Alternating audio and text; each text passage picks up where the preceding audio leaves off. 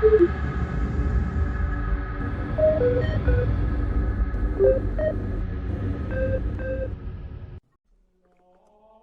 wolves had been loosed upon Prospero, and everywhere the planet of the 1,000 suns burned. In Tizca, planetary capital, the Legion of Rus ran amok, slaughtering all those who stood before them in an orgy of bloodletting unlike anything an imperial loyal population had ever envisaged possible. The assault thus far had utterly demolished the Prosperine Spire Guard, the planet's unaugmented Exertus Imperialis regiments.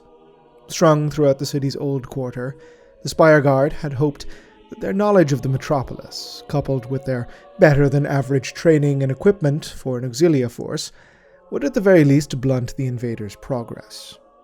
It had done absolutely naught. Transhuman warriors in tribal icons strode through the ambushes the humans of Prospero had placed with impunity, turning ambusher into broken victim in heartbeats, painting the oldest reaches of Tizca with the blood of its soldiery and its civilians alike. What resistance the Spire Guard offered did nothing to stem the tide of ceramite-armored bodies that was pouring from the beachhead drop zone at the shores of the Valpurine Sea. As of yet, the 1,000 Suns Legion was nowhere to be seen. Know then that this is a further record of the burning of Prospero and the Battle of Tizca. Stretching from the coastal areas where the 6th Legion had made planetfall, all the way to the fringes of the central district, the Lemsa River was the demarcation line municipally and geographically for the old city of Tizca. It was a perfect defense cordon, both for anyone seeking to halt the advance of an invading army, and for the invading army themselves to resist what they were assured would be an inevitable counterattack. Ironically enough, considering the almost contemptuous ease by which the wolves had thus far dispatched the soldiery of the Spire Guard, the resistance would come from other baseline humans, members of a regiment of Imperial Auxilia known as the Magdan Free Corps. Upon, it was later discovered, orders of agents of the War Master, the Magdan had been rerouted to Prospero for a resupply, and were encamped in the Palatinate Mansions, an ancient relic of a time when Tizca was ruled by hereditary dynasts. The Free Corps hailed from one of the first worlds brought into compliance following the Great Crusade's initial pushes from the Sol system. They were famed for their unimpeachable loyalty to the throne and the Imperium. As with all upon Prospero, the Free Corps were utterly unaware of the unfolding catastrophe and their place within it, but unlike the Spire Guard, they had plenty of combat experience alongside the forces of the Legiones Astartes. Neither did the commanders of the Censor Host know of the presence of the Free Corps, having been uninformed of their quartering upon Prospero by the intelligence provided by, again, the forces of the War Master. Acolytes will perhaps expect another Auxilia rout, as baseline human is pitted against the genhanced power of the wolves. On the contrary, the boon of serving alongside the Great Crusade for 2 centuries was that the Free Corps had seen precisely how forces equipped similarly to they themselves fared against Astartes. Instead of attempting to futilely meet them in open combat, human versus transhuman, the Magdan instead sought to leverage what weaponry they had at their disposal that they knew would stand some chance against power armor. As the wolves slaughtered their way through the remaining Spire Guard infantry on the banks of the Lemsa, Magdan Malkador battle tanks took positions in the ornamental gardens of the Palatinate, churning priceless flora under fast-moving treads. A concentrated barrage of high-explosive shells tore into the wolves across the water. The 6th Legion's advance was, here, halted. As the wolves of Rus sought cover from the firepower the Magdan were displaying, having roved far ahead of any of their support armor or heavier weaponry, as they glutted their bloodlust on the fleeing Spire Guard. Elsewhere in the city, however, the 6th were still pressing forward at a terrifying pace. Before the Acropolis Magna, the sagas of Fenris first record Russ as engaging in combat against the masses of terrified civilians and broken auxilia that were attempting to gain access to the relative safety of that old fortress. And so did the King of Wolves come upon the servants of his warp-touched brother, finding them sealed within the iron hearth that served as their lair, where the Raven's friends could not reach with their bright sea flames. The ring-breaker of the Sixth took hold of the hearth's maw, his mighty thews straining at the effort, and it pried asunder, breaking the jaws apart. Across the smashed gullet of the fortress, the steed of midnight, the sons of Fenris, came howling for the blood of the foe, and within the span of heartbeats, there was left only food for the crows. Looking upon the work of his children, the broken corpses of the foe, the Wolf King judged it well and good. What the poem rather floridly describes is the massacre of the Acropolis Magna. Such was the press of civilians outside that the guns of the fort were unable to be turned by its defenders upon the wolves rampaging through the citizenry of Tizca, and once the Primarch had breached the gates, apparently bodily, this hesitation devolved into panic. The Spireguard pummeled the crowds with high-velocity rounds in a vain effort to stymie the advance of the Astartes. While some, including the Spireguard's Seneschal Prime, were successful in leading a group of several thousand civilians out into the White Mountains, the interior of the Acropolis Magna became in no time at all an abattoir. The 1st, 2nd, and 12th companies of the Wolves, and Russ himself, made absolutely no distinction between civilian and servicemen, massacring any that were within reach with a lack of remorse that was simply inhuman. Several bitter last stands occurred, where what units of the Spireguard that had not succumbed to sheer terror sold their lives as best they could against the invaders. The armory vault was barricaded by some 200 soldiers, all of whom managed an impressive 10-minute stand against cataphractii armored terminators of the 1st 6th Legion Company, before detonating the ammunition dump therein in a final act of defiance, when all had become lost. The surprising restraint that the 6th Legion had shown in its capture and interrogation of orbital vessels had been utterly discarded. These were predators, loose amongst helpless livestock.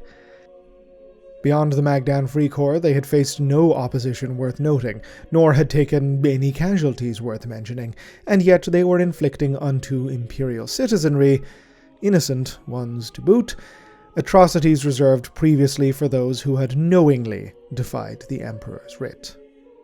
Death came for all who stood before them, inexorable, violent, and pitiless. The 6th Legion were unopposed in the City of Light. The Air Guard had by now been utterly demolished. No Spireguard resistance worth noting yet remained.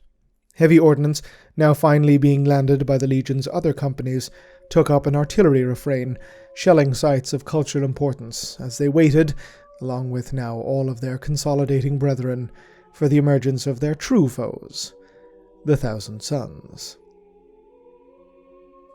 With the fall of the Acropolis Magna, the 6th Legion now controlled Old Tizca in its entirety.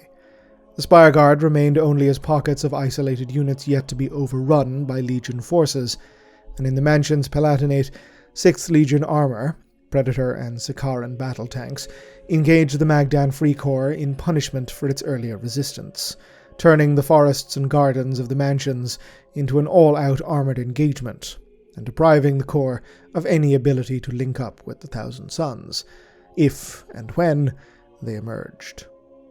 The Magdan fought where they could, pleading with the Wolves over all Vox channels for a ceasefire and talks, but these were, predictably, completely ignored.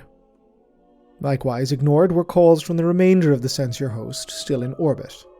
Constantin Valdor repeatedly hailed the Wolf King with requests to land the rest of Imperial forces, only to have these rebuffed by the truculent Primarch. The wolf still yet hunted for any sign of his brother and his legion. Whether or not this was done to satisfy Russ's initial oath, fulfilled now by his being the first boots upon the ground, Or be it pride or tactical prudence, all is unclear. Certainly there is a lot to be said for an invader not showing their full hand, so to speak, but it is also not unheard of for the ego of the Wolf King to dictate how he comported his campaigning. Regardless, what is certain is that the drawing out of the Thousand Sons was clearly Russ's primary objective at this point in the conflict.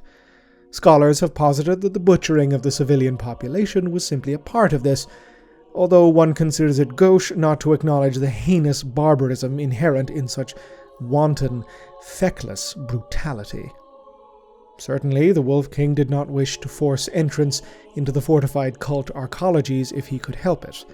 Much better to draw the 15th out into the open and away from their arcane edifices, for who could say what esoterica lay within, waiting to be unleashed upon a hapless intruder.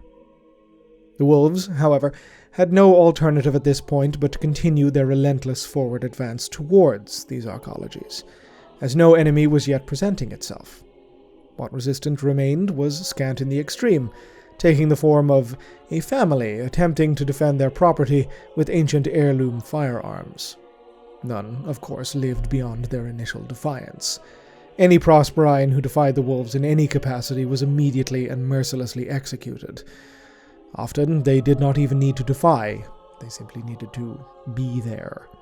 The tempo of the wolves' advance was, however, such that by the time they had reached the foothills of the White Mountains, and their forward units were a mere few kilometers from the Argent Bastion, they were becoming dangerously stretched out.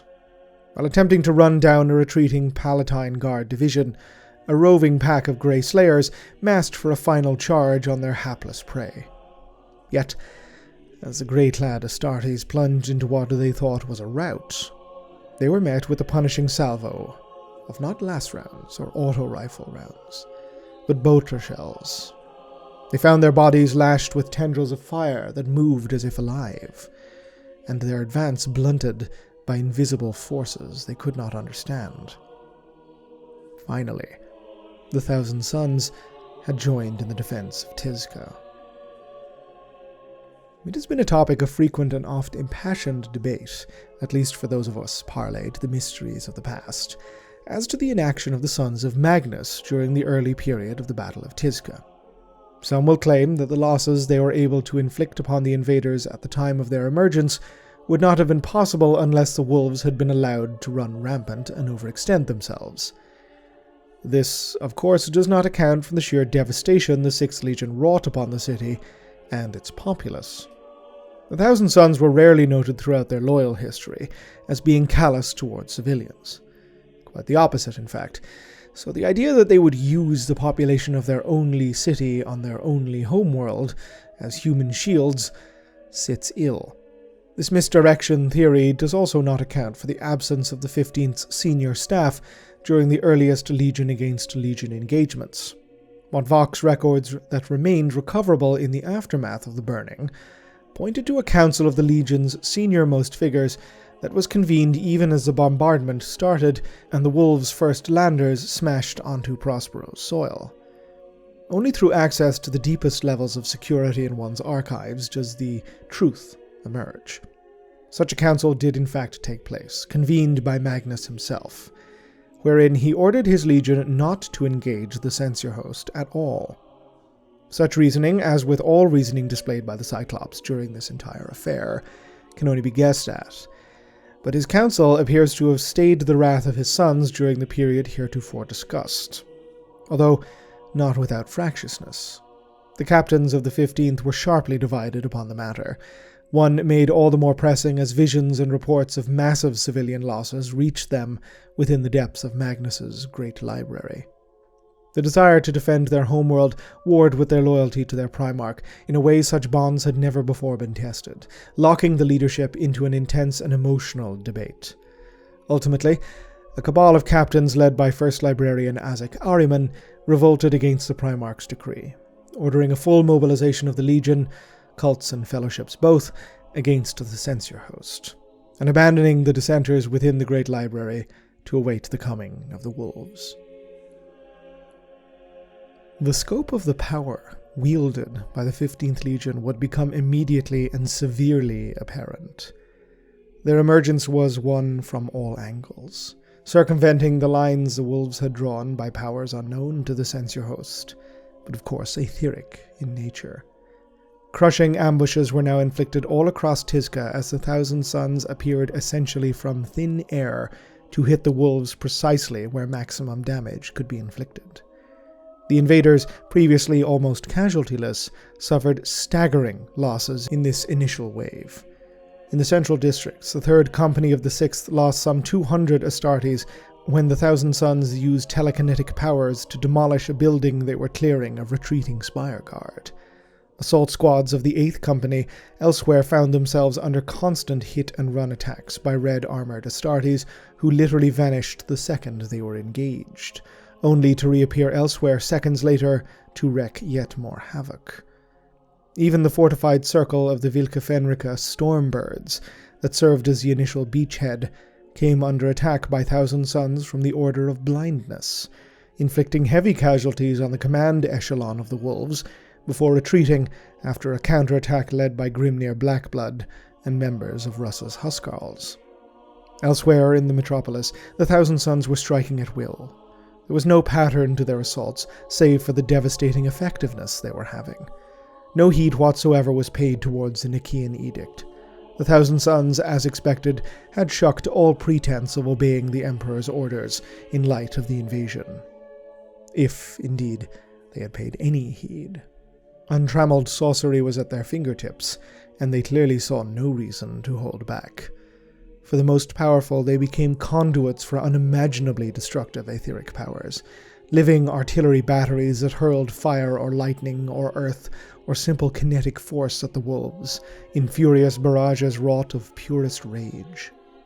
Others obfuscated their presence, or clouded the minds of the foe, or even turned him against his brother, telepathica, sowing confusion and disorder amongst the wolves and giving their fellow legionaries critical tactical advantages in ambushes.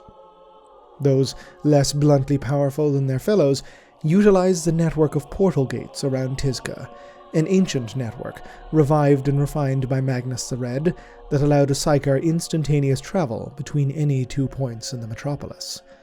Many were housed within buildings or underground, and almost all could even accommodate small armored vehicles.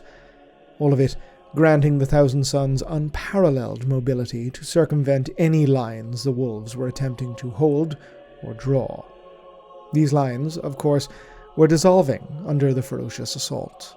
Everywhere the 6th Legion was under assault from seemingly all directions at once, with both falling back or advancing presenting seemingly equal peril. Their vox lines were flooded with electronic and psychic interference, a technology the Thousand Suns did not even need thanks to the expertise of the Athenians, the Legion's telepaths, who were now relaying orders in perfect clarity to any and all who needed them. Had the Wolves been a legion that relied upon a tightly controlled chain of command, this would have likely been an even more disastrous reversal of fortune than it already was. Luckily for the Fenrisborn, however, theirs was a legion used to autonomy, both at the level of the Great Company and that of the individual squad within it. The Thousand Suns were bleeding them, it was true, but the disruption to communications and coordination would not alone be enough to defeat the 6th.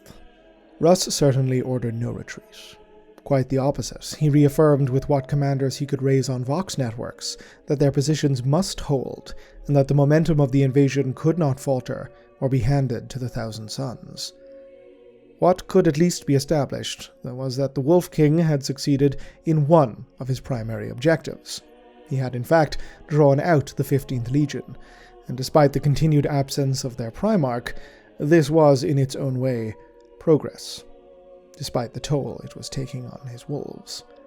His front line was, however, in imminent danger of collapse. The reserves, or what had passed for them in a legion as aggressive as the 6th, were summoned for a push by Russ himself that would lead towards the central districts of the city, targeting the temple arcologies of the Pyre and Corvide cults. If these could be captured, it would allow the Wolves to claim a perfect forward operating base for an assault on the Great Pyramid of Photep in Oculum Square, within which Russ was convinced his brother yet dwelled. The arcologies, however, would be no mean feat. 9 in total, 5 of which housed the cults themselves. They were in effect proto-hives, mountainous city structures that were, for the Thousand Sons, barracks, librariums, archives, training facilities, armories, and defensive fortifications, all in one.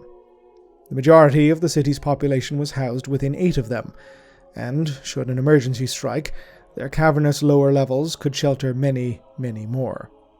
While the Corvidae were amongst the less martial of the fivefold cults, the Pyrae were another matter entirely, consisting of the most bellicose of the Legion Psychers and a great many of those that were inducted into the Order of Ruin. The hammer that fell on central Tizca was led by Russ's Varigir Terminator elite from the 6th First Great Company, supported by the Pale Hunter bands and armoured columns of the 2nd and 3rd Great Companies. Reports of the Thousand Sons engaging the wolves elsewhere in the city, and forward scouts reporting minimal to no ground presence of the Legion in the path of this offensive, gave Russ some confidence that resistance may be minimal. He was mistaken. The opposition was dug in, prepared, and furious. Elite divisions of the Prosperine Spire Guard, fresh from defensive positions within the Temple Arcologies, had fortified all approaches, learning from the blood spilled in the Old Quarter to throw only their heaviest weaponry at the attacking Astartes from the safest and most defensible positions available. The real game-changer for the Auxilia were, of course, the presence of the Thousand Sons. Many of the units encountered by the wolves bore the same markings as those the scattered Vox logs had placed in other, further reaches of the city, causing confusion and angst amongst the wolves as to how such a thing was even possible, the 6th being utterly unaware of the nature of how the 15th Legion was traversing their home turf. The Thousand Sons were supported in their efforts by the battle automata yet unencountered by the invaders, bespoke Castellax Achaea marks constructed for the Legion by the Mechanicum of Shao Arkad. Augmented by psychically sensitive crystalline cortex matrices, these Castellax were controllable by almost any psyker within range, and possessed a certain amount of free will themselves, becoming in effect far more responsive and lethal than the cruder marks employed by those bound by strict Martian dogma. This would no doubt have raised rancor amongst Imperial elements if such a thing was not eclipsed by the far greater crimes of psychic utilization the Thousand Sons were already wantonly displaying. But regardless, the automata were reaping a fearsome tally of kills amongst the attackers with their molar bolt cannons. This new front was now seeing the most vicious fighting of the battle emerge yet. Massive concentrations of Legionnaires Astartes and their supporting elements were clashing across a huge theatre. Such a conflict between Astartes had never before been recorded in Imperial history. Even the ferocity that the wolves have evinced during the redacted confrontation between them and the 12th Legion World Eaters was a skirmish compared to the destruction that both legions were unleashing upon each other. Russ committed over 20,000 of his Astartes to the push. The Thousand Sons more than met him in numbers, even before the force-multiplying effects of their psyker talents were accounted for.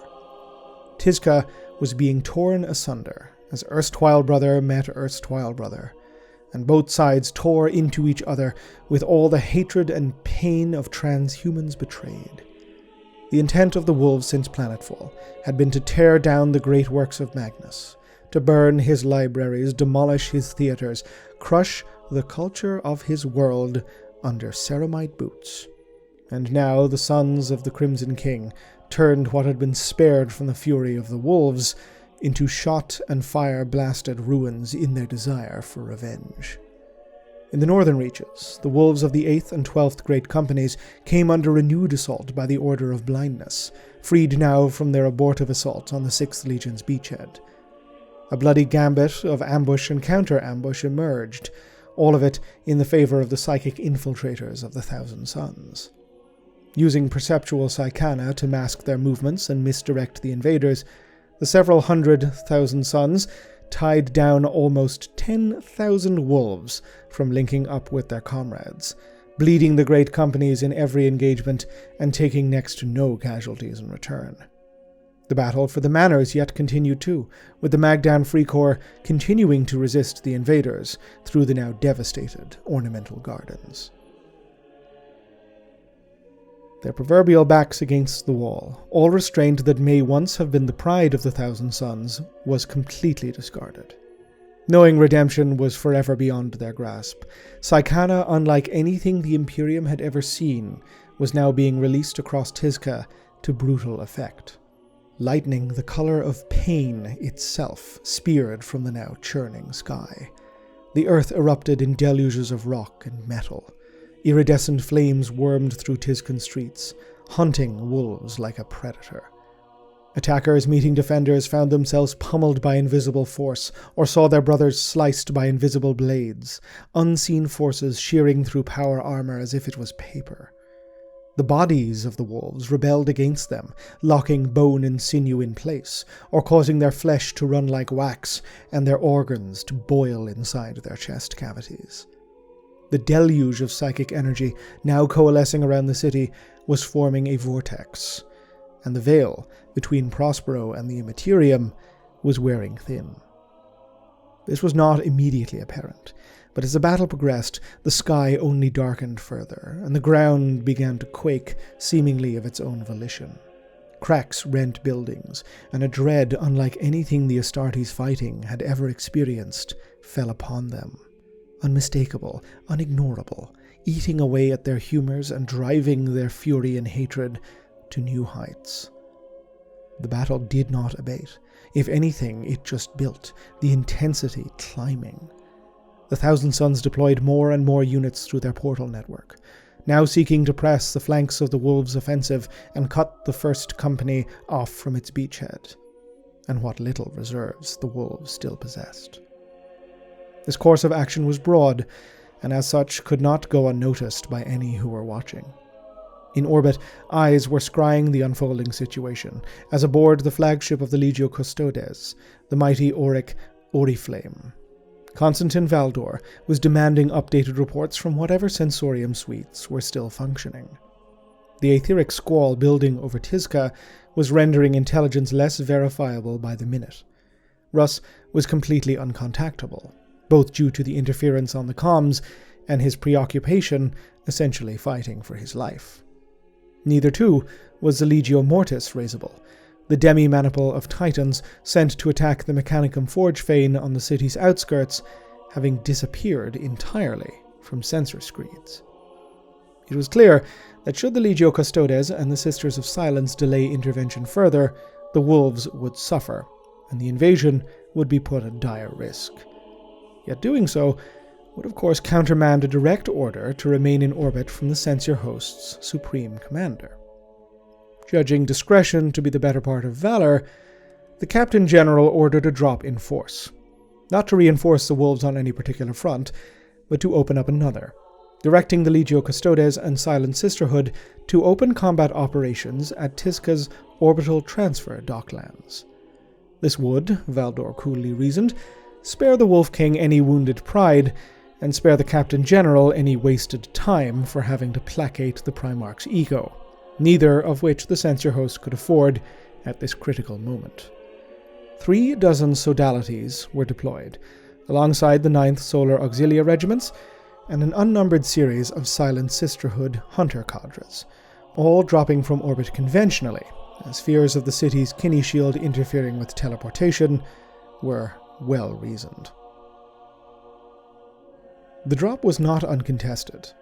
The remaining Thousand Sons air defense units, now primarily made up of Lightning interceptors, attempted runs on the sleek Custodes gunships and ponderous Auxilia landers, claiming several of each before Equinox fighters disintegrated them in return.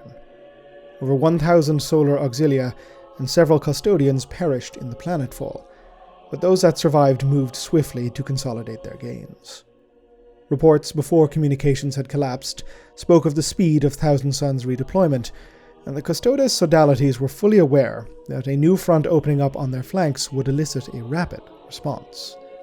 Assignments for the capture of the starport were direct.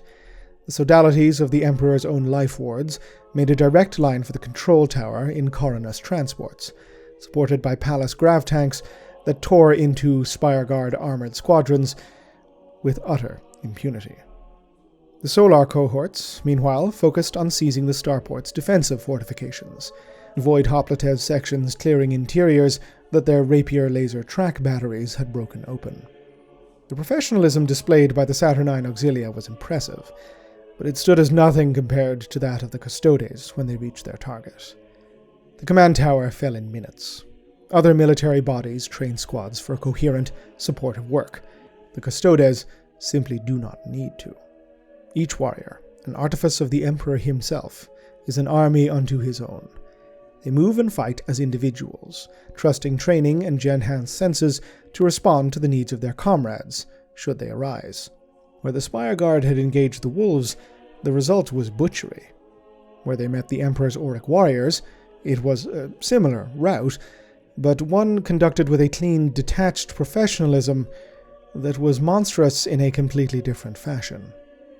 The Custodes were simply unstoppable. Not a single warrior fell in the capture of the spaceport. Until, that is, they faced Astartes' defenders. At the spire of the command tower, the Sodalities under Valdor encountered the warriors of the Sekhmet. These Cataphractii armored warriors were the Terminator elite of the Thousand Suns, the warders of Magnus the Red, and formidable psychers all, forming an almost Gestalt consciousness when deployed together. The clash was on a scale only possible through the transhumanity of all involved. The first custodians to fall upon Prospero did so here, in the bloody confine, and the man in question took 3 of the Sekhmet to bring him down. This pattern was repeated as the combat intensified. For all the elite experience and psychic craft of the Thousand Suns Terminators, those they faced were elevated above them even higher on the artificial human evolutionary path envisaged and wrought by the Emperor. Each golden warrior that fell exacted 4 times that number in Sekhmet casualties. Their psyker talents were a potent force to reckon with, yet as the battle for the tower reached its pinnacle, the Terminators suddenly found themselves robbed of it. Summoned by the Custodes, the Null Maidens of the Silent Sisterhood, pariah blanks that stole the power of the warp from all around them, had arrived. And with this arrival, the fate of the Sekhmet was sealed. The remaining Terminators were overwhelmed by the Custodes, suffering a defeat like nothing the formation had ever endured, and at the hands of a foe that would not even note such a victory as worthy of comment. Merely a dispassionate acknowledgement that an objective had been secured. With the docks in Censor Host hands, Valdor delayed the orbital reserves not a moment longer. The remainder of the host's soldiery was ordered to land immediately and at full combat readiness, be they Silent Sisters, Legio Custodes, Imperial Auxilia, or Mechanicum. The Astartes elements, however, largely elected to remain for the Wolf King summons. This extended to not only the majority of the wolves still in Prosperine skies, but the contingent of sons of Horus Astartes that had joined the host at Beta Garman. That being said, the 13th Great Company, bloodthirsty for the enemy, and the 11th, those of the so-called Black Cull that had fallen to psychotic battle hunger, elected to join the Captain General on this new front, leaving the 4th, 5th, 7th, and 9th companies in reserve, alongside the Sons of Horus and the ebony Titan barks of the Ordo Sinister. Valdor highlighted what he deemed to be the most important of immediate concerns. 2 objectives. The first, a push northward through the Palatinate mansions, destroying the remainder of the Magdan Free Corps in the process, and linking up with the embattled Leman Russ and his first wave. The second objective was an advance eastwards, to seize the Great Sesaustrian Canal. This latter move would allow forward passage onto the pyramids of the Domus Tenebrae and the Praeferium Aeternus at the city's center. What resistance barred this path as it currently stood was scattered and half-mad with losses sustained. The Spire Guard had ceased to function in any coherent capacity, but had, thanks to their mauling at the hands of the wolves, begun to refuse any Imperial demands of surrender, knowing that to do so was death anyway. Pickets of Tizcan units were thus strung out along the path Valdor was electing to take, but none would bar the path of the rapidly deploying Censor Host, be they Solar Auxilia or Legio Custodes. Valdor knew that the Thousand Suns would intervene, but as their Psychana gave them unparalleled mobility, Their actions could not be planned for beyond reactionary retaliations if and when they emerged. Regardless, Captain General had laid out a course that would see another Imperial offensive drive straight into the city's heart, and it was his hope that this would bring about a swift and decisive end to the Battle of Prospero. Of course, would that it were so simple. Until the next entry in this chronicle. Ave Imperator, Gloria in Excelsis Terra.